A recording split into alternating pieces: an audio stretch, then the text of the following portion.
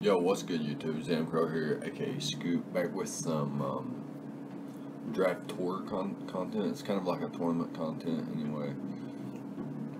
So we'll see what happened was season 7 of the UPC made it through like 1 week, and then coaches started falling off left and right, and it took everything the league had after 8 weeks of disaster to have 8 coaches come together to make a tournament.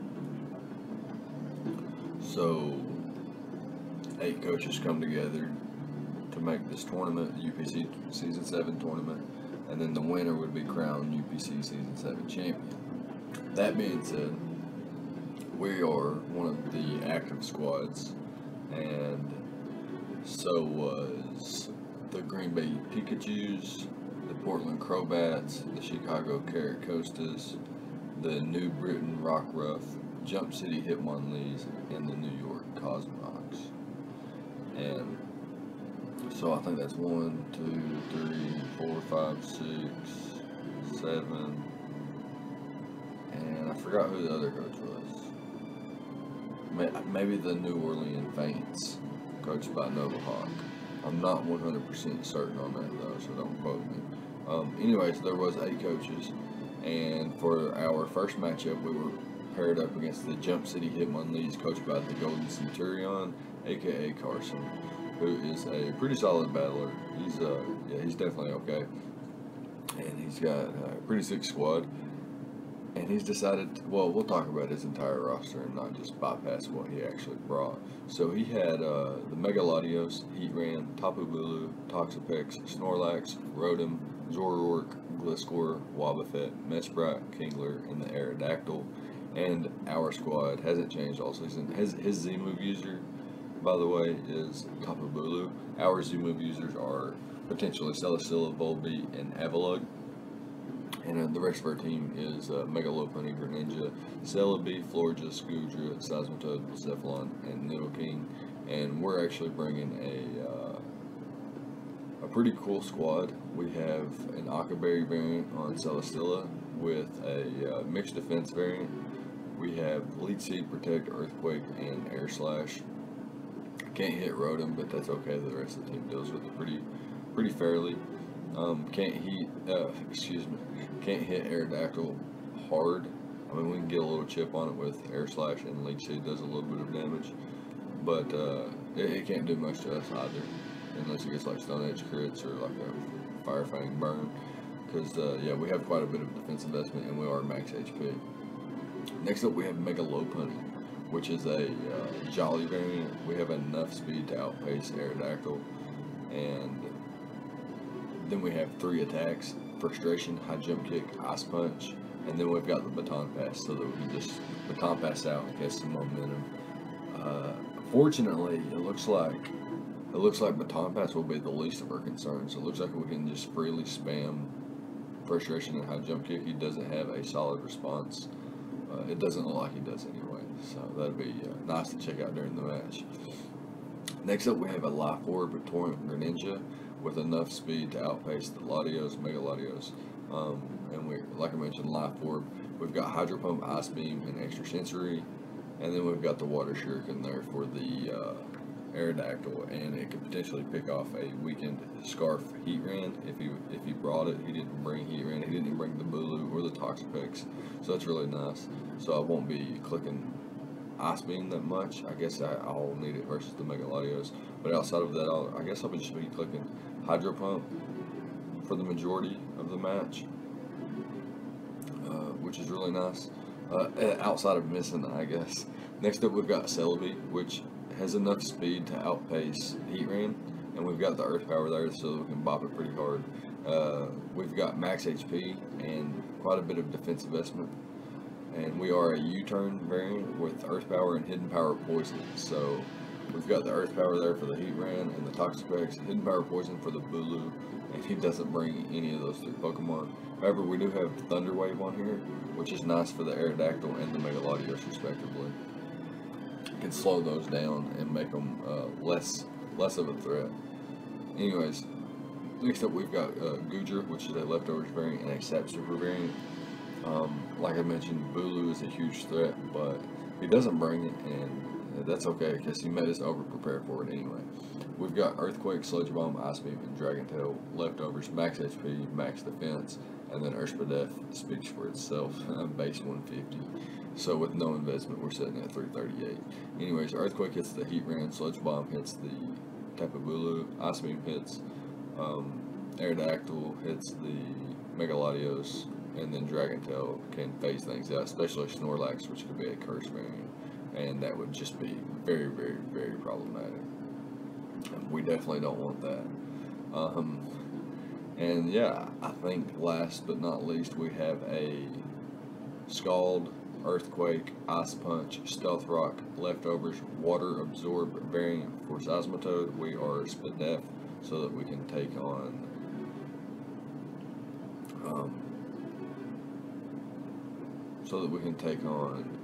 things like Toxapex, Heatran, Zoroark, especially offensive Zoroark, Rotom, so on and so forth. But yeah, really fun squad, and yeah, he decides to bring the Kingler, the Rotom, Snorlax, Aerodactyl, Mesprit, and the Megalodios. So a pretty scary squad. It looks like Rotom needs to be like a Choice Scarf variant.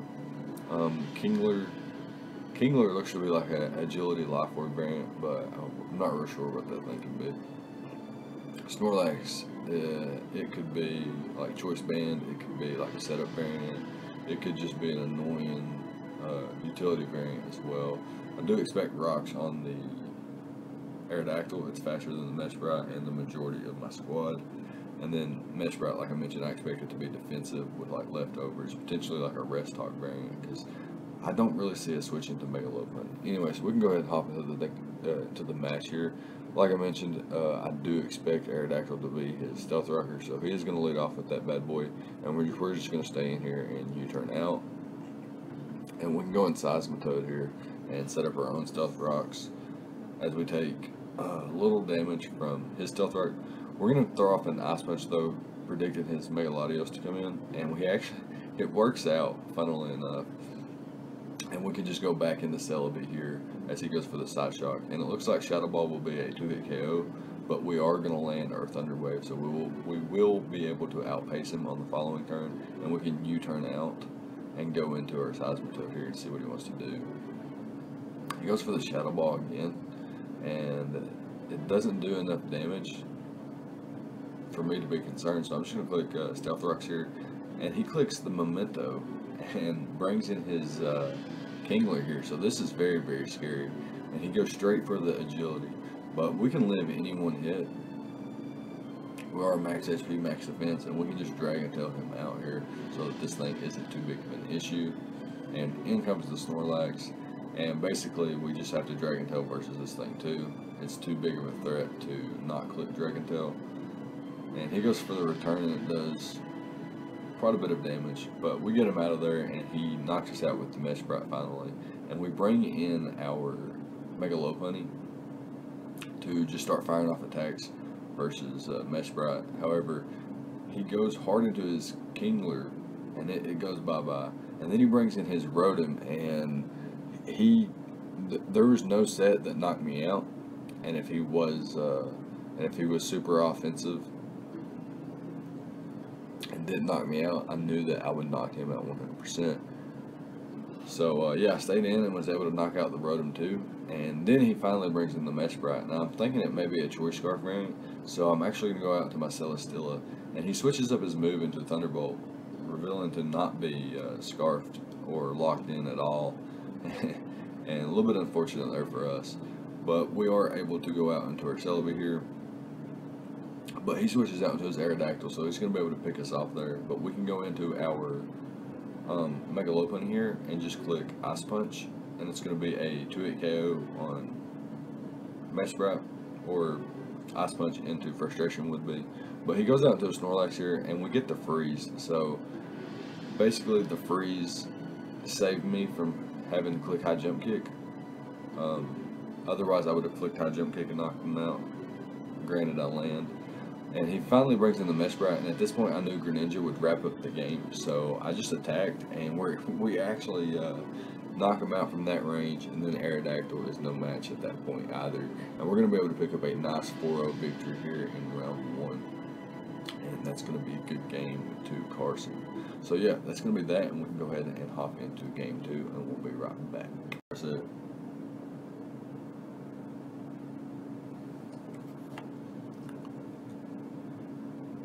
Alright, for game 2, we're going to be facing off against the commissioner himself, Phantombass, coach of the New York Cosmogs.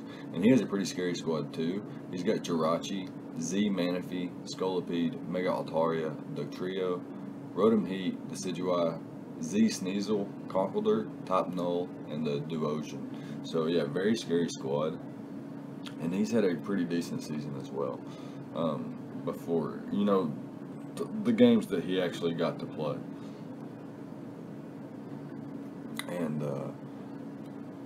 our team is, like I mentioned in the previous section of the video where we went over round 1, same team, Z Celesteela, Volbeat, and Avalugg, and then non-Z Megalopunny, Greninja, Celebi, Florges, Goodra, Seismitoad, Blacephalon, and the Nidoking, where we're actually bringing a max defense, max HP leftovers variant for Celesteela, Protect, Air Slash, Flash Cannon, and Toxic.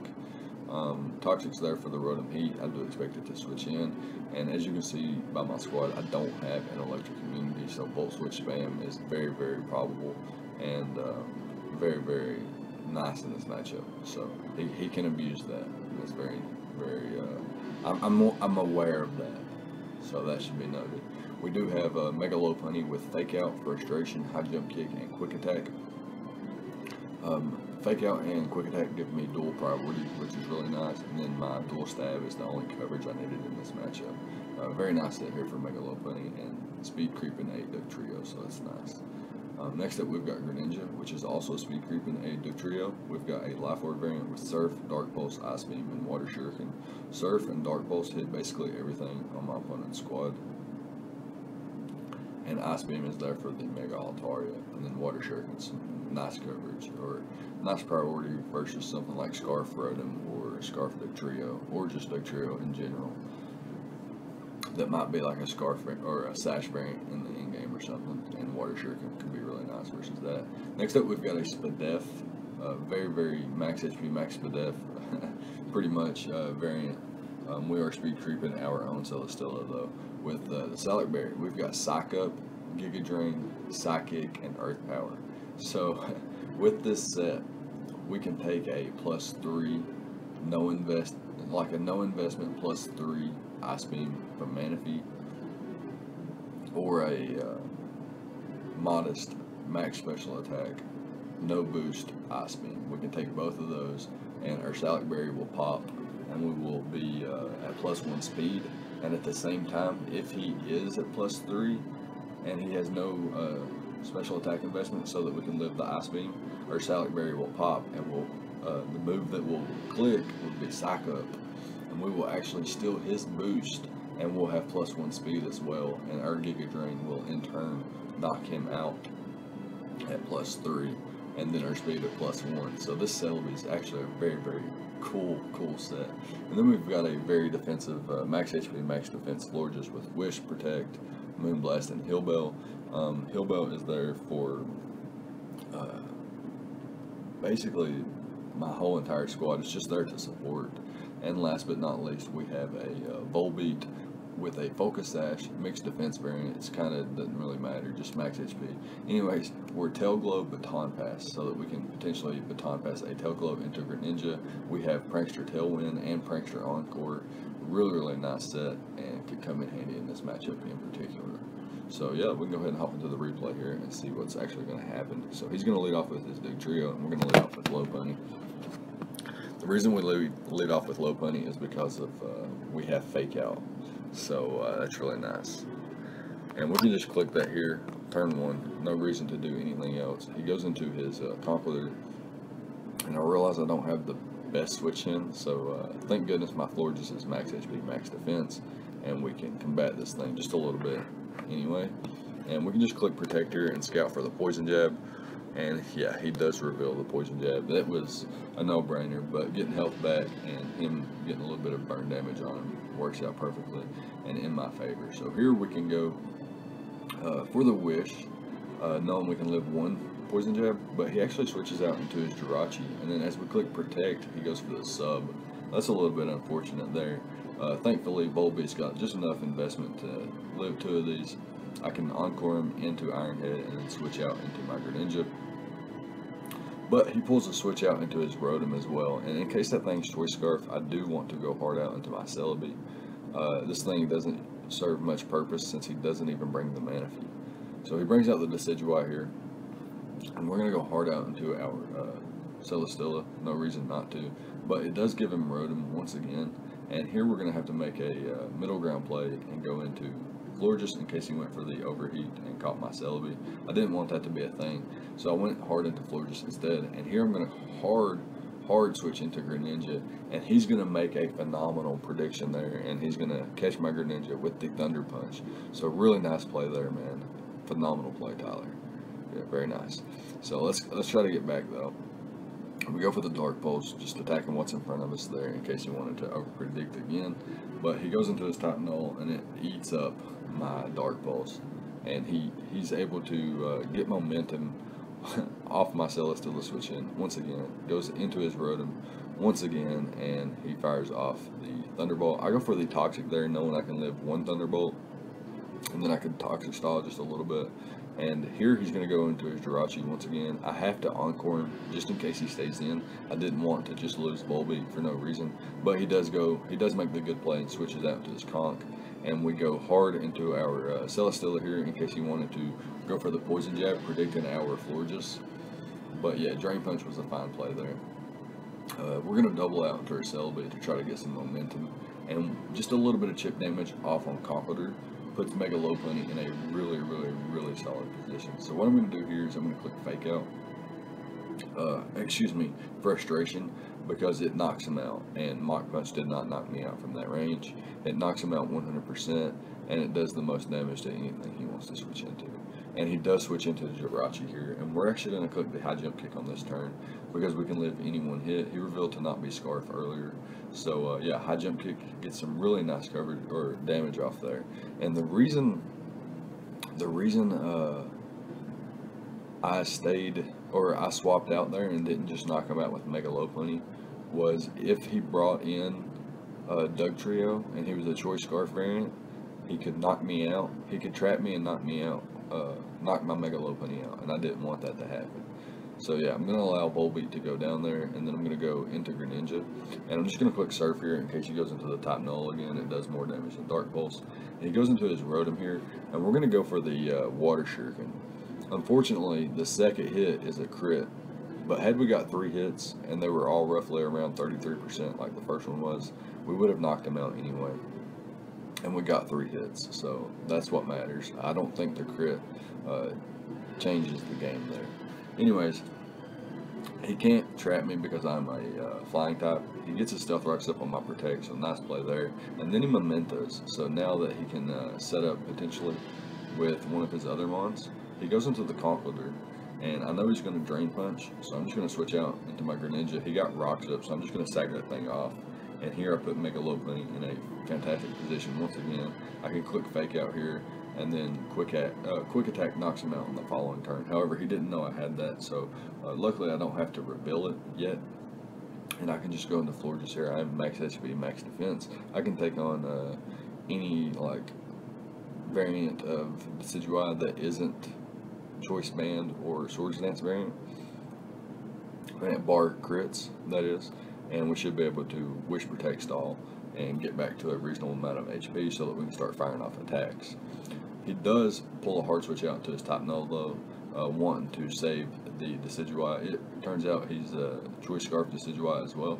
So what we can do here is throw off a Wish as he actually U-turns out back into Decidueye. So now I can get Celesteela in and catch the Wish, negating any damage he wants to go for here. And he knows I have Toxic. So what he's going to do here is click Spirit Shackle as I throw off the Toxic, and he knows I can just click Protect and continuously go back into Florges and throw off Wishes back and forth, back and forth. I guess I can't really do that since I am trapped thanks to the Spirit Shackle. But with Protect and Air Slash, I'm going to reveal Air Slash finally. He knows that he can't win. So, unfortunately, my opponent is going to forfeit.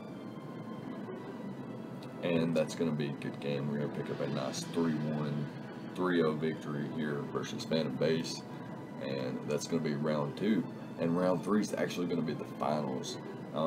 Unfortunately, the other half of the bracket has fallen apart, much like the entire season did for the UPC. So there may or may not be more to this in the future. But if there isn't, we're going to take that dub, UPC crown here right now.